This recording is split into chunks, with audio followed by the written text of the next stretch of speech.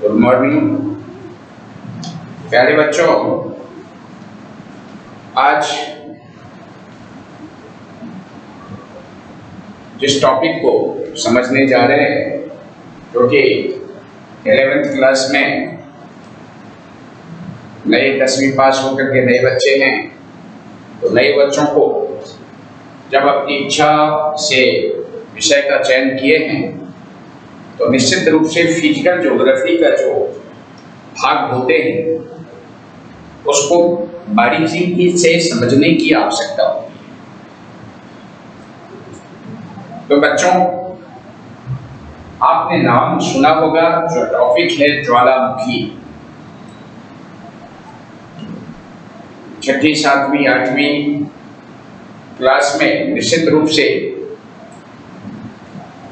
इसके बारे में सामान्य जानकारी मिली होगी, लेकिन जो हम उचित क्लास में पहुंचते हैं, निश्चित रूप से उस टॉपिक को विस्तार से समझने की आवश्यकता होती है।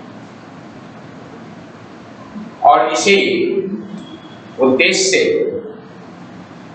मैं आप सभी को एक बार फिर कहना चाहता हूं कि जो कुछ भी यहाँ पढ़ाया जा रहा है और जहां कहीं भी किसी प्रकार की दिक्कत या समस्याएं उत्पन्न होती है आप सभी को, या समझने में दिक्कत होती है, समझने में परेशानी होती है, तो निश्चित रूप से बेझिझक बिना संकोच के आप इस टॉपिक से संबंधित जहां कहीं समझने की आवश्यकता हो, हाथ खड़े करके बताने की कोशिश कीजिएगा। चलिए आज इस टॉपिक को पहले सामान्य रूप से समझे। भूगोल विषय के अंतर्गत ये जो टॉपिक है ज्वालामुखी। ज्वालामुखी, ज्वाला मीन्स होता है अग्नि, और मुखी मतलब होता है मुख, नली, क्षेत्र। ये ज्वालामुखी पृथ्वी की आकस्मिक घटना है। पृथ्वी के 2 आकस्मिक घटना सामान्यतः देखने को मिलते हैं। एक तो ज्वालामुखी और दूसरा भूकंप, जिसको अर्थक्वेक कहते हैं, इसको वोल्केनो के नाम से जानते हैं। ज्वालामुखी के शब्दों में ये आकस्मिक घटनाओं से संबंधित है, और ज्वालामुखी पृथ्वी के गर्भ से भूपटल पर विस्फोट के साथ जो तरल पदार्थ, जो लावा, पृथ्वी के अंदर जो तरल पदार्थ होते हैं उसको मैग्मा कहते हैं, और जब विस्फोट के साथ वही मैग्मा बाहर निकलता है तो उसे लावा कहते हैं। तो पृथ्वी के गर्भ से भूपटल पर तरल लावा, उष्ण, तप्त गैस, धुआं, धूलकण, शिलाखंड के टुकड़े, अन्य विस्फोट के साथ जब किसी मार्ग से, भूगर्भ से भूपटल पर किसी नली के द्वारा, किसी छिद्र के द्वारा जब भूपटल पर आते हैं, तो उसे हम ज्वालामुखी के नाम से जानते हैं। ज्वालामुखी के शब्दों में, ज्वालामुखी के परिभाषा के संदर्भ में कई भूगोलवेत्ताओं ने अपने अपने ढंग से अपना विचार, अपनी परिभाषाएं दी, जिनमें एक खास जो है वर्सेस्टर,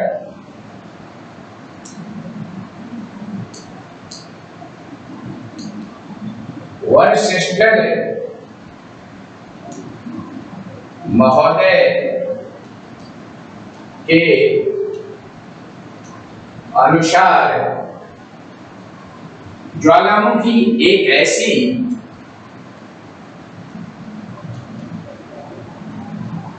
ज्वालामुखी एक ऐसी नली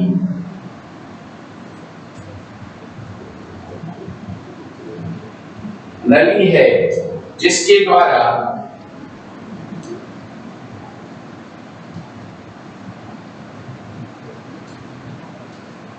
द्वारा उष्ण गैसें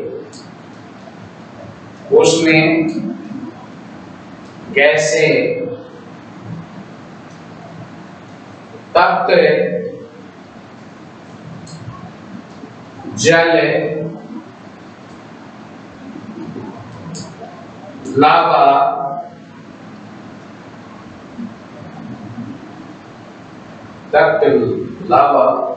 और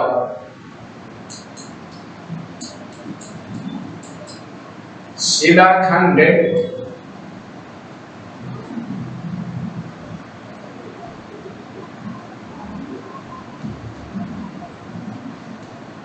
भूगर्भ से वह शिलाखंड भूगर्भ से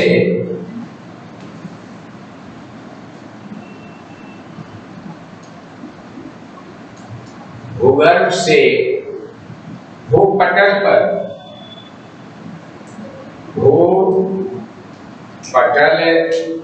पर विस्फोट के साथ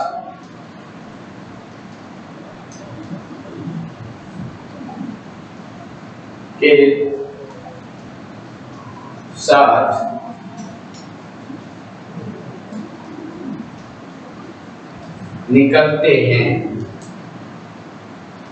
देखो वशिष्ठ महोदय ने क्या कहा था कि ज्वालामुखी एक ऐसी नली है जिसके द्वारा उष्ण गैसें जल लावा तप्त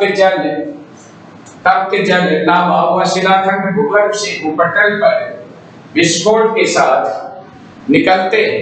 उसे हम क्या कहते हैं? ज्वालामुखी कहते हैं। उसे क्या कहते हैं? ज्वालामुखी कहते हैं।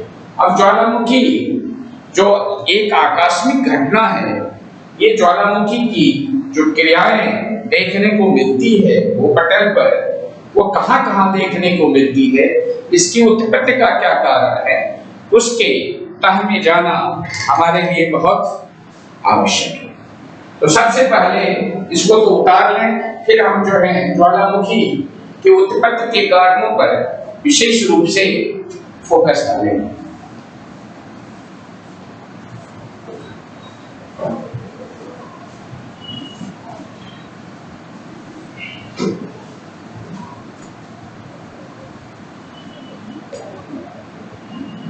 अब है ज्वालामुखी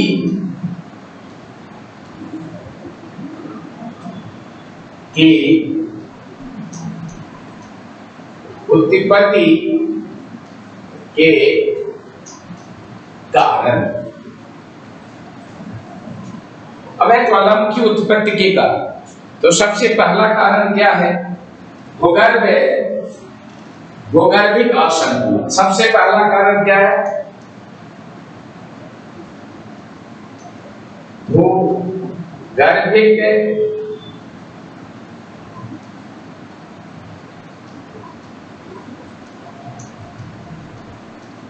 असंतुलन, और दूसरा है देखा जाए गैसों की उत्पत्ति।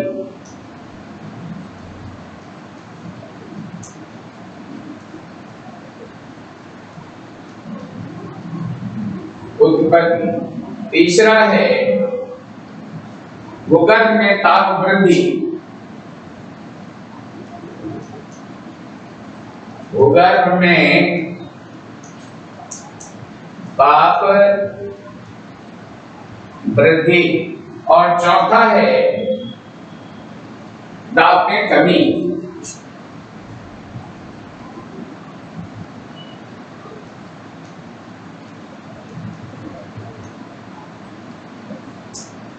ज्वालामुखी की उत्पत्ति के कारण, ये 4 कारण जो है मुख्य रूप से ज्वालामुखी उत्पत्ति के कारक हैं।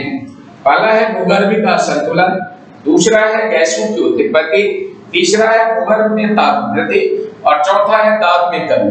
तो सबसे पहले हम भूगर्भ के असंतुलन के बारे में समझेंगे। भूगर्भ, पृथ्वी के गर्भ में, भूगर्भ में देखा जाए तो असंतुलन देखने को मिलता है। पृथ्वी के गर्भ में हमें असंतुलन देखने को मिलता है।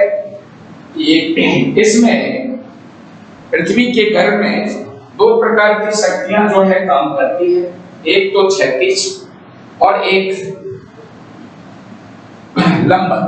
क्षैतिज से संपीड़न की क्रियाएं, क्षैतिज गति से संपीड़न की क्रियाएं जो है वह संबल प्रदान होता है उसका। और दूसरी बात है कि लंबवत प्रक्रिया से तनाव का जन्म होता है।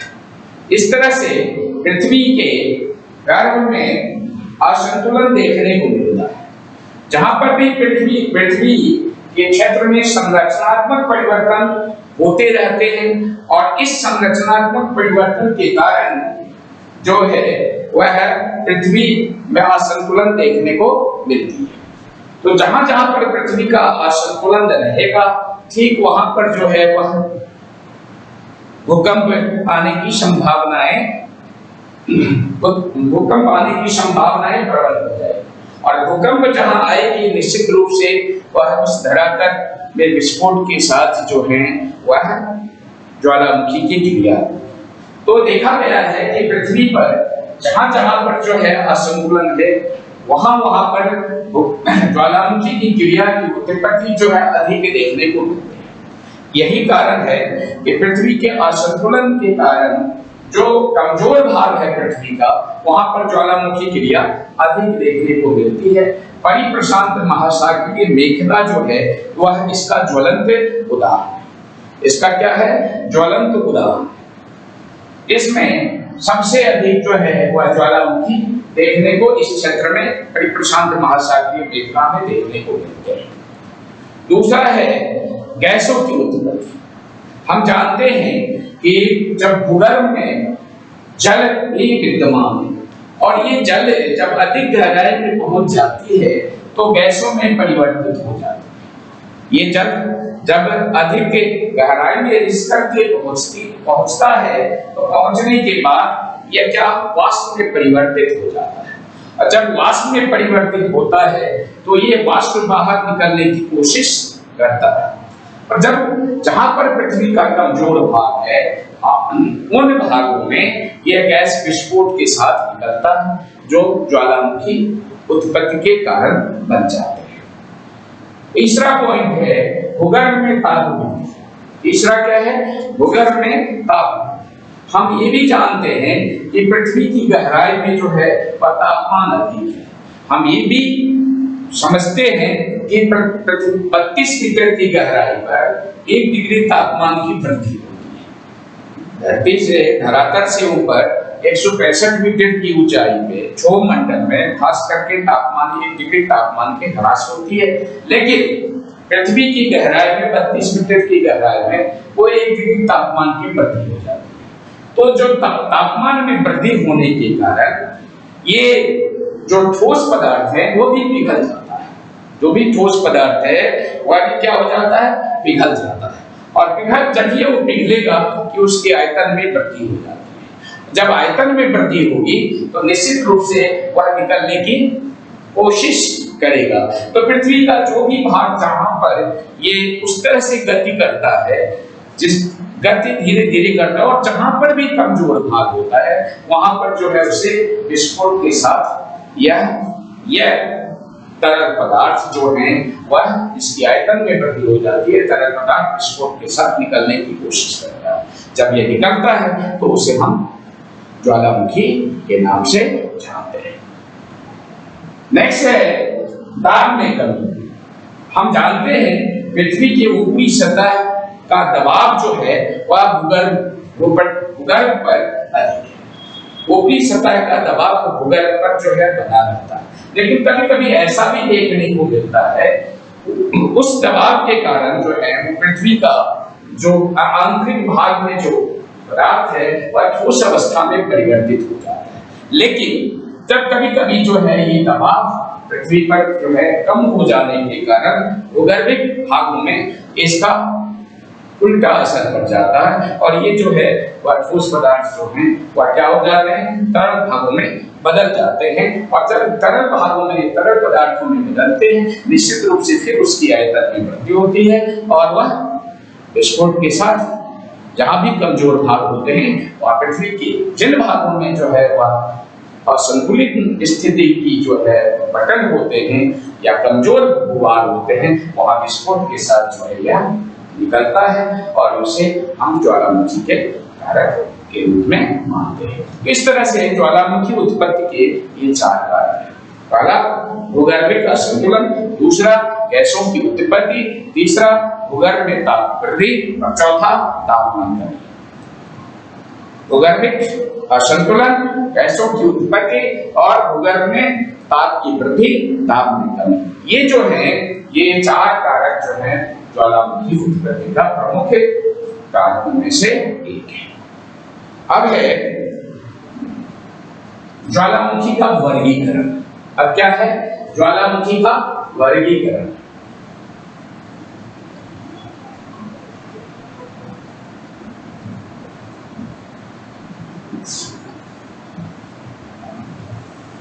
ज्वालामुखी का वर्गीकरण। नेक्स्ट जो है ज्वालामुखी की वर्गीकरण।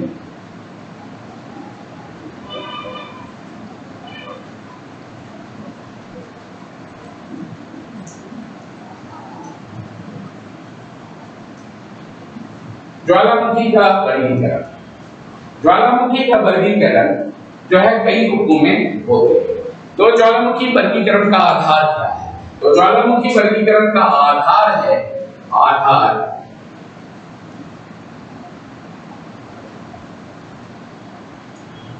पहला है इसका देखा जाए तो ज्वालामुखी की अवधि, आधार के आधार पर ज्वालामुखी की अवधि। ज्वालामुखी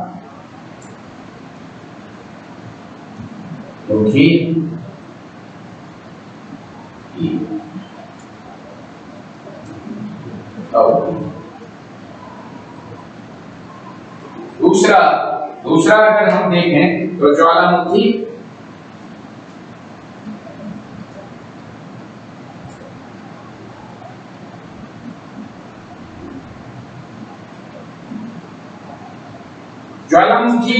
की अवधि के आधार पर इसे हम कितने भागों में बांटेंगे, इसको बांटेंगे ज्वालामुखी उद्गार की अवधि के अनुसार। सक्रिय ज्वालामुखी क्या करेंगे, इसका सक्रिय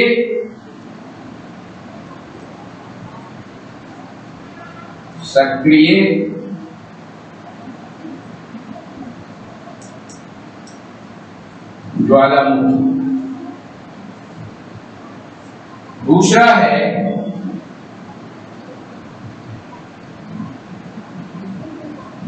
सक्रिय ज्वालामुखी। दूसरा क्या हो गया, सुषुप्त ज्वालामुखी। दूसरा सुषुप्त ज्वालामुखी।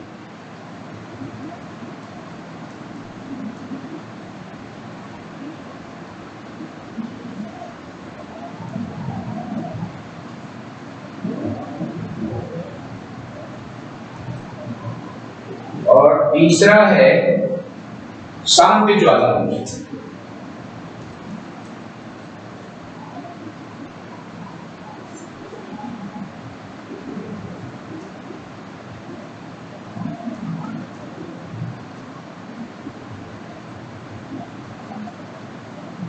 शांत ज्वालामुखी। नेक्स्ट है उद्गार के स्वरूप के आधार पर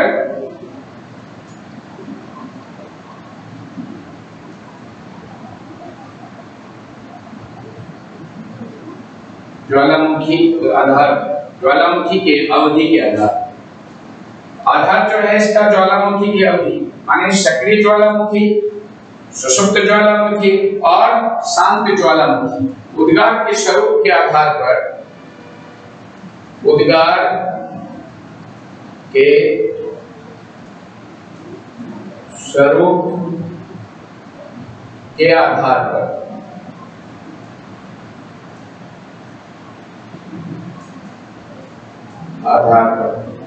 उद्गार के स्वरूप के आधार पर इसे भी दो भागों में बांटते हैं। पहला केंद्रीय उद्गार वाले ज्वालामुखी, केंद्रीय उद्गार वाले ज्वालामुखी, और दूसरा है दरारी उद्गार वाले ज्वालामुखी, दरारी उद्गार वाले ज्वालामुखी। अब केंद्रीय उद्गार वाले ज्वालामुखी को हम कितने भागों में बांट सकते हैं? पहला है हवाई तुल्य ज्वालामुखी,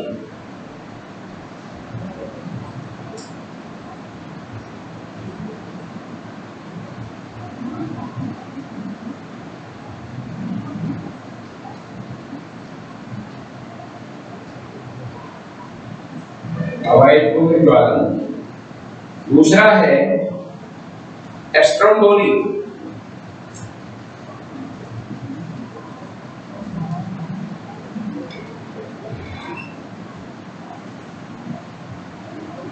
स्ट्रोम्बोली तुल्य ज्वालामुखी।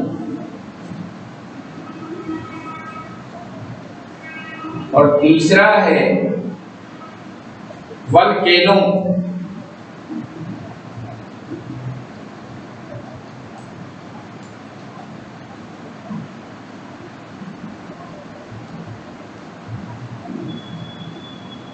और चौथा है पीलियन ज्वालामुखी।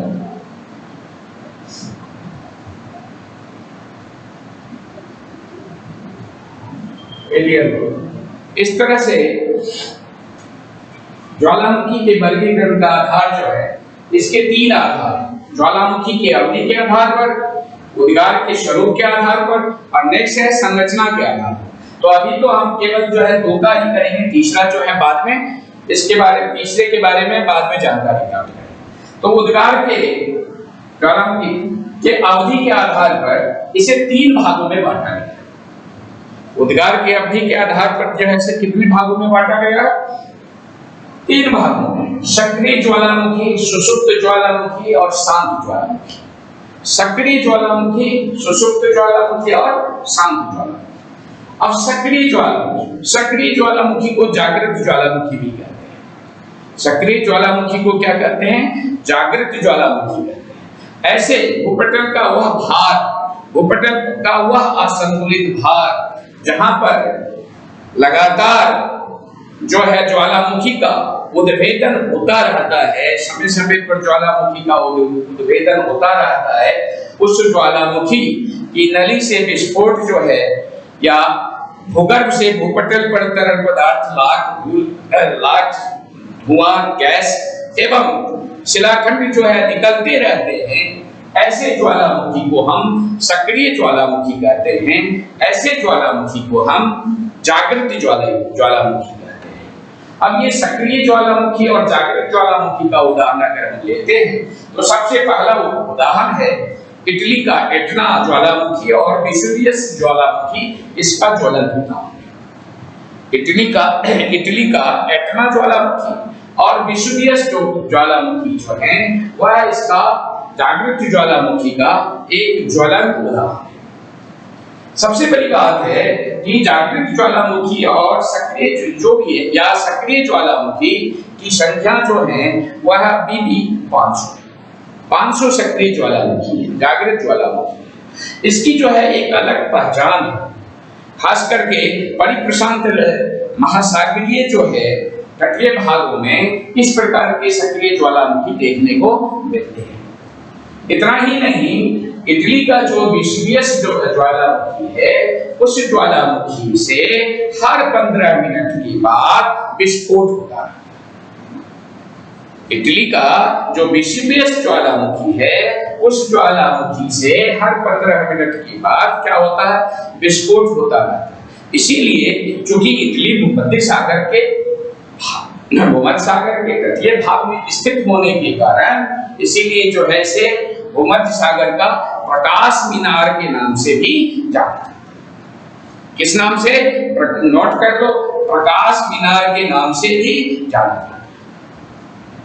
तो ये जागृत ज्वालामुखी है, इसको हम सक्रिय ज्वालामुखी कहते हैं। अगर आपसे पूछे तो सक्रिय ज्वालामुखी क्या है, जागृत ज्वालामुखी क्या है, तो आप ये बताएंगे कि भूगर्भ से भूपटल पर पृथ्वी के जिस भाग में ज्वालामुखी की क्रियाएं प्रायः होते रहते हैं और उस मुख से जो है वह तप्त लावा, जो तरल पदार्थ है, लावा, गैस एवं चट्टान के शिला टुकड़े, शिलाखंड आदि जो है निकलते रहते हैं, ऐसे ज्वालामुखी को हम क्या कहते हैं, सक्रिय ज्वालामुखी या जागृत ज्वालामुखी के नाम से जानते हैं।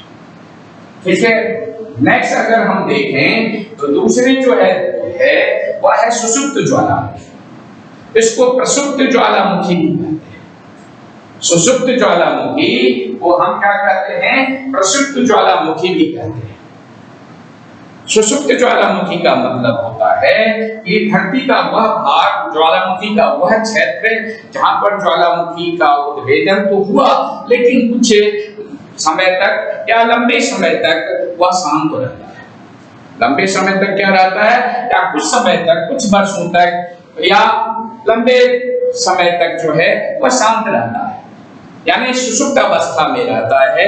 या जिस तरह से जो है कोई मनुष्य सोता है और फिर उठता है, उसी प्रकार से जो है ये जो सुषुप्त ज्वालामुखी जो है वह सुषुप्त अवस्था में बना रहता है, लेकिन कुछ समय के बाद, लंबे समय के बाद, कुछ वर्षों के बाद पुनः उसमें उद्भेदन हो जाता है। पुनः जो है उससे नली से जो है विस्फोट के साथ जो है फिर पृथ्वी पर भूगर्भ से जो है वह तरल पदार्थ, लावा और अन्य शिलाखंड विस्फोट के साथ निकलते हैं, तो उसे हम क्या कहते हैं, सुषुप्त ज्वालामुखी के नाम से जानते हैं। एक बात और भी ध्यान देने की बात है कि जागृत ज्वालामुखी या सक्रिय ज्वालामुखी जो है इंडिया में, भारत में नहीं है। ये भी समझ लो कि भारत में कोई सक्रिय ज्वालामुखी नहीं है, कोई जो है जागृत ज्वालामुखी नहीं है। लेकिन जब हम सुषुप्त ज्वालामुखी की बात करते हैं तो सुषुप्त ज्वालामुखी जो है भारत की हिंद महासागर, बंगाल की खाड़ी में, बेरन द्वीप में इस प्रकार के सुषुप्त ज्वालामुखी हमें देखने को मिलते हैं, जो समय समय पर विस्फोट के साथ निकलते हैं। विस्फोट के साथ क्या होते हैं, निकलते हैं। नेक्स्ट है ये, फिर उसी प्रकार से अगर देखा जाए वेसुवियस, इटली का जो वेसुवियस जो क्या कहते हैं वेसुवियस है, वो भी जो है एक तरह से सुषुप्त ज्वालामुखी के रूप में जाना जाता है। अब भारत में जो है इस प्रकार की जो है ज्वालामुखी जो बेरन द्वीप में, जो बंगाल की खाड़ी में जो निकलता है, और कई वर्षों में जो है वह पुनः देखने को मिलता है। सबसे पहले 1789 ईस्वी में बेरन द्वीप में जो ज्वालामुखी का विस्फोट हुआ वह 1789 ईस्वी में। फिर अगर देखा जाए, मैं इसको नोट करवा देता हूं,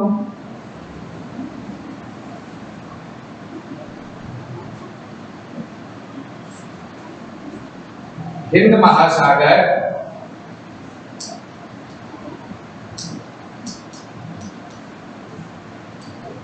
के बेरन द्वीप में सुषुप्त ज्वालामुखी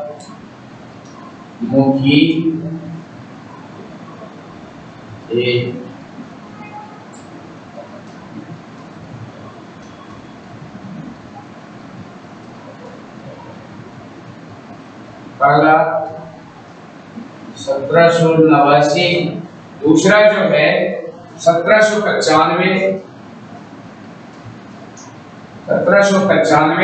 और 1803। नेक्स्ट क्या है? 1803। इसके बाद इन और हाल ही में अभी इस प्रकार सुषुप्त ज्वालामुखी भाषा के पहले युग में जो निकला है वो 1789 में, 1795 में, फिर 1803 में और हाल ही में जो है वह अभी 2-4 साल पहले इस तरह की जो है सुषुप्त ज्वालामुखी पुनः जो है देखने को जो है हमें मिला है। नेक्स्ट है शांत ज्वालामुखी, जिसको हम मृत ज्वालामुखी कहते हैं। ये शांत ज्वालामुखी जो एक बार धरातल पर विस्फोट के साथ जो है ज्वालामुखी का उद्भेदन होता है और उद्भेदन होने के बाद पुनः जो है लंबे समय तक वह शांत हो जाता है। उसमें दूसरा विस्फोट होने की या उससे जो है निकलने वाली लावा या शिलाखंड की निकलने का कोई चांस नहीं होता। इस तरह से जो है वह एक तरह से वह ज्वालामुखी जो है वो लंबे समय तक चिरस्थायी रूप में जो है वह शांत रहता है।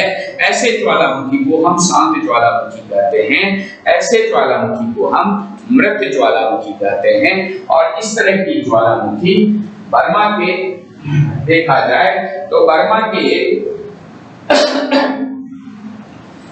के माउंट पापा जो है और ईरान का देखा जाए तो कोहे सुल्तान ये मुख्य शांत ज्वालामुखी के रूप में जाना जाता है। और जब ये शांत हो जाता है तो उसके क्रेटर में, उसकी नली में जब पानी भर जाता है तो उसका वह झील जो है क्रेटर झील के नाम से जाना जाता है। इस तरह से हम देखते हैं कि ज्वालामुखी का वर्गीकरण के अंतर्गत ज्वालामुखी के अवधि के आधार पर इसे 3 भागों में बांटा गया और ये तीनों भाग जो हैं, तीनों भागों के बारे में संक्षिप्त रूप से हमें जानकारी मिली। अब हम आगे नेक्स्ट क्लास में जो है अन्य ज्वालामुखी के अन्य आधार का वर्गीकरण जो है करते हुए उसका हम विश्लेषण करेंगे। धन्यवाद।